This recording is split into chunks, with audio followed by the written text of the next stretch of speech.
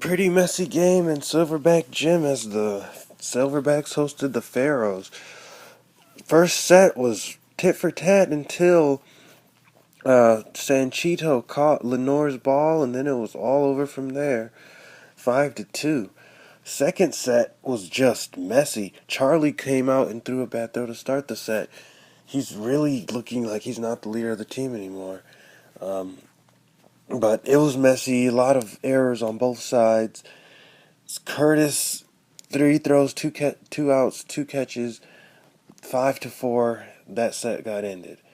Third set, it was messy again. Not really sure who's gonna win. Everybody kind of, but Sanchito was caught by Curtis, and that really struck a chord. And it was 5-3 last set, and the Pharaohs win 12-12 in 2-1 sets.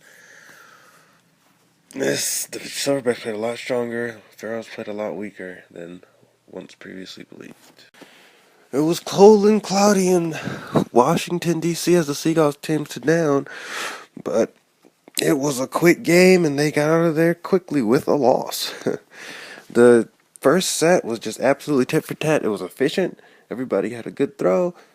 Desi started with it, so they won 5-4. Second set, the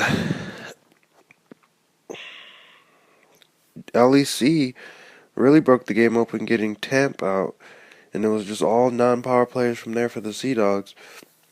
McFadden didn't do anything in the second set, but Lindbergh had a good showing, 4 throws, 4 outs, 5-2. Dizzy Dogs won that set, 10-6 the game.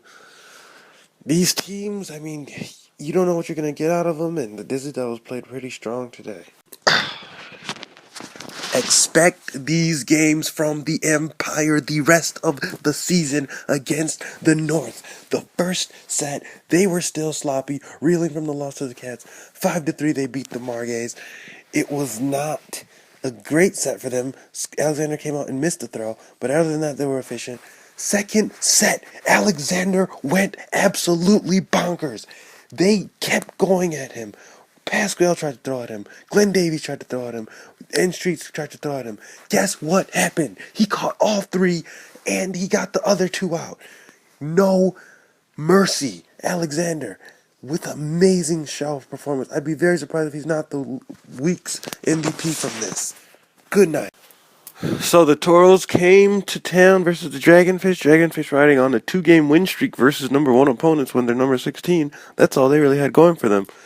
But they held their own against a Toros team with 2. Raekwon missed a throw, Martin missed a throw, but the errors just piled up, and it wasn't good for them.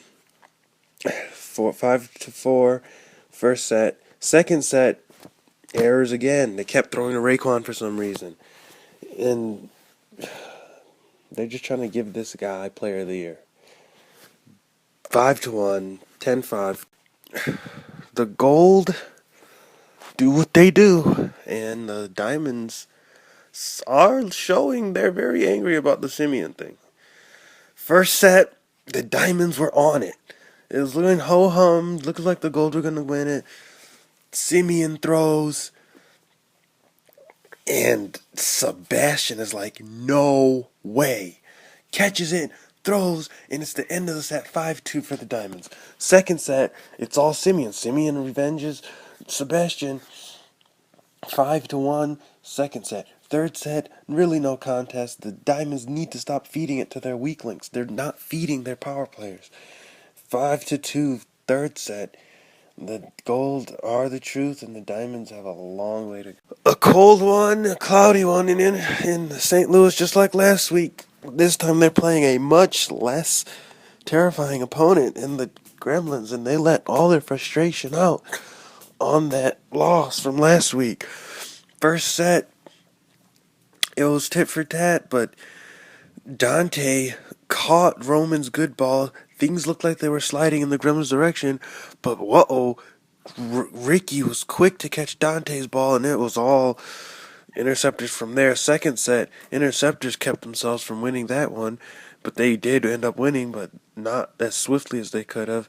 Errors by Roman, Soto, But 5-3 second set, Gremlins were pretty much just dead in the water. What are you gonna do with the interceptors? The Nebraska Scarlet Embers straight stole one in the Okie of Oklahoma City. It was foggy, it was cold, but the Reapers really were ready for this. First set was tit for tat, and Jack was so strong. 3 for 3, getting his old teammate out Jason in the final showdown. 5-4 first set.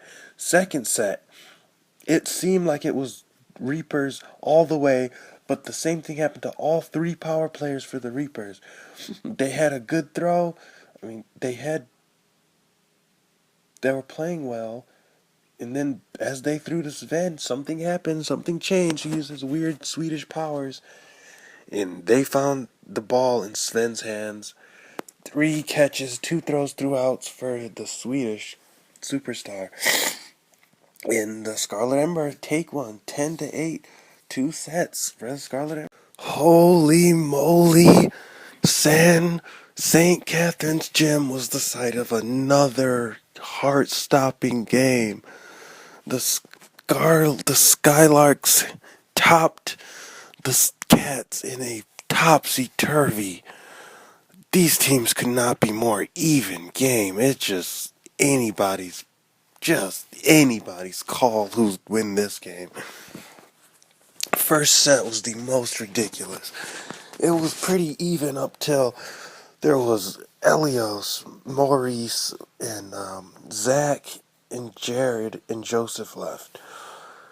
Zach, Maurice catches Joseph's ball, and then you think it's all over, but